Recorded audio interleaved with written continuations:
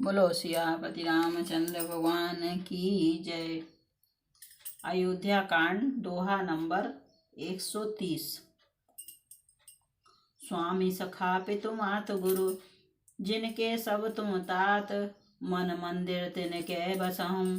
सिय सहित दो भ्रात, सियावर रामचंद्र पथ जय शरणम शंकर हरि ओम जय जय सिया राम। मंगल भवन मंगल हारी, द्रवहो दशरथ अजर बिहारी। श्री राम जय जय राम, श्री राम जय जय राम। हे तात, जिनके स्वामी सखा पिता माता और गुरु सब कुछ आप ही हैं, उनके मन रूपी मंदिर में सीता सहित आप दोनों भाई निवास कीजिए। जो अवगुणों को छोड़कर सबके गुणों को ग्रहण करते हैं, ब्राह्मण और गौ के लिए संकट सहते हैं, नीति निपुणता में जिनकी जगत में मर्यादा है, उनका सुंदर मन आपका घर है। जो गुणों को आपका और दोषों को अपना समझता है, जिसे सब प्रकार से आपका ही भरोसा है, और राम भक्त जिसे प्यारे लगते हैं, उसके हृदय में आप सीता सहित निवास कीजिए। जाति पाति, धन धर्म, बड़ाई, प्यारा परिवार और सुख देने वाला घर सबको छोड़कर जो केवल आपको ही हृदय में धारण किए रहता है, हे रघुनाथ जी, आप उसके हृदय में रहिए। स्वर्ग नरक और मोक्ष जिसकी दृष्टि में समान है, क्योंकि वह जहाँ जहाँ सब जगह केवल धनुष बाण धारण किए आपको ही देखता है, और जो कर्म से वचन से और मन से आपका दास है, हे राम जी, आप उसके हृदय में डेरा कीजिए। जाहि न चाहै कवहुँ कछु, तुम सन सहज स्नेहु।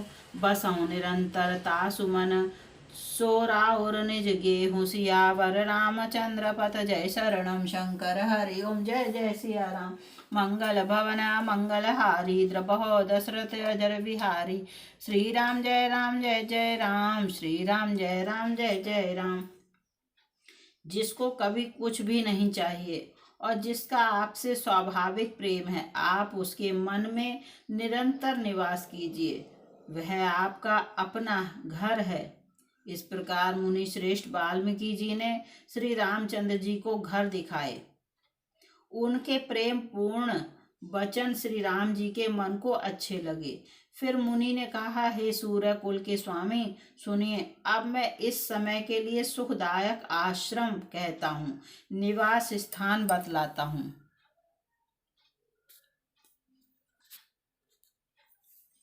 आप चित्रकूट पर्वत पर निवास कीजिए। वहां आपके लिए सब प्रकार की सुविधा है। सुहावना पर्वत है और सुंदर वन है। वह हाथी, सिंह, हिरण और पक्षियों का विहार स्थल है।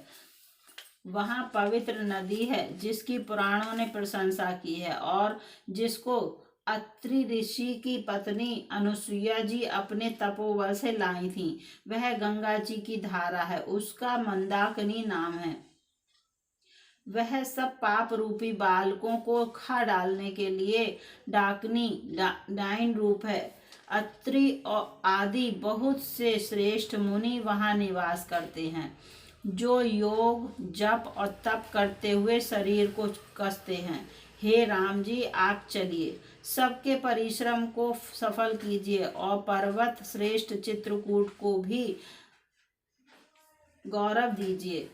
चित्रकूट महिमा अमित, कही महामुनि गाई। आए नहाए सरित बर, सिय समेत दो भाई। सियावर रामचंद्र पथ जय शरणम शंकर हरि ओम जय जय सिया राम। मंगल भवन मंगल हारी, द्रवहो दशरथ अजर बिहारी।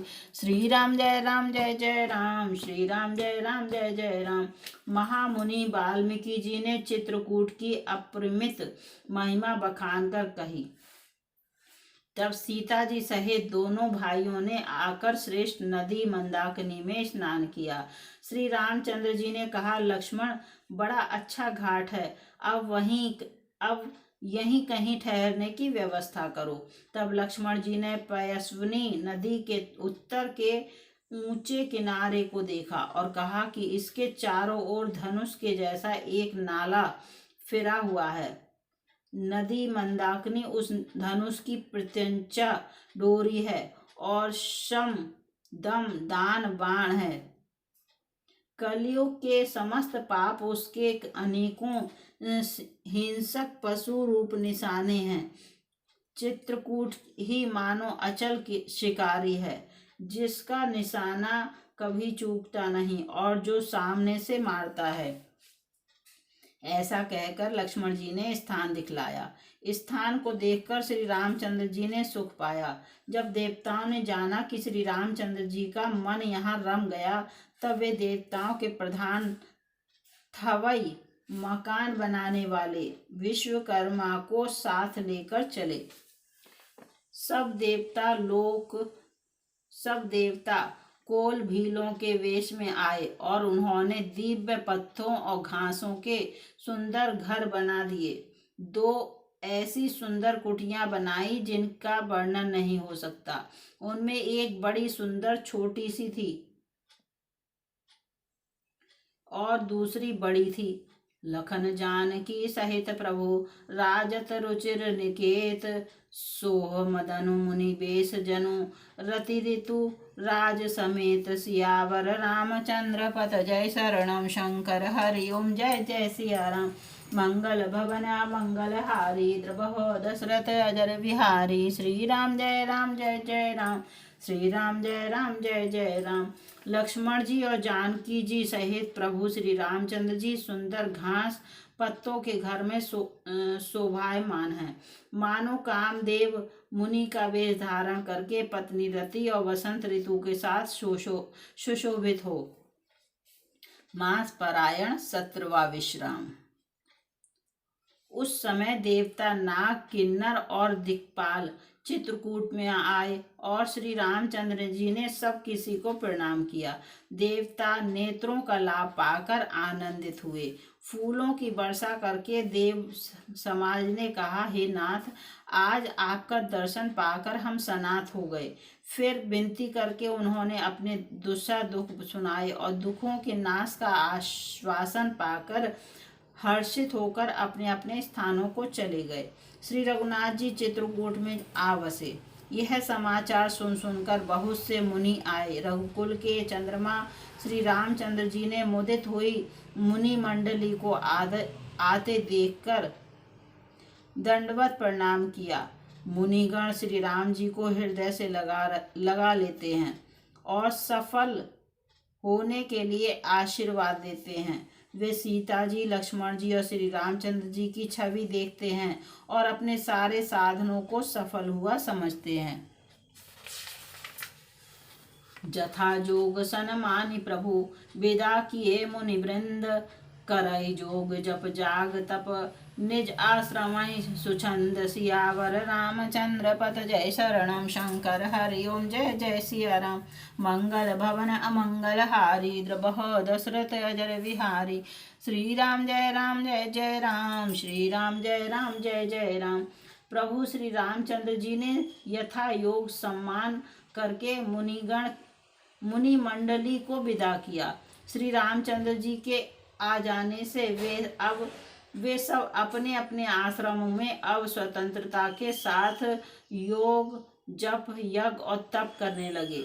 यह श्री रामचंद्र जी के आगमन का समाचार जब कोल भीलों ने पाया तो वे ऐसे हर्षित हुए मानो 9 निधियां उनके घर ही पर आ गई हों।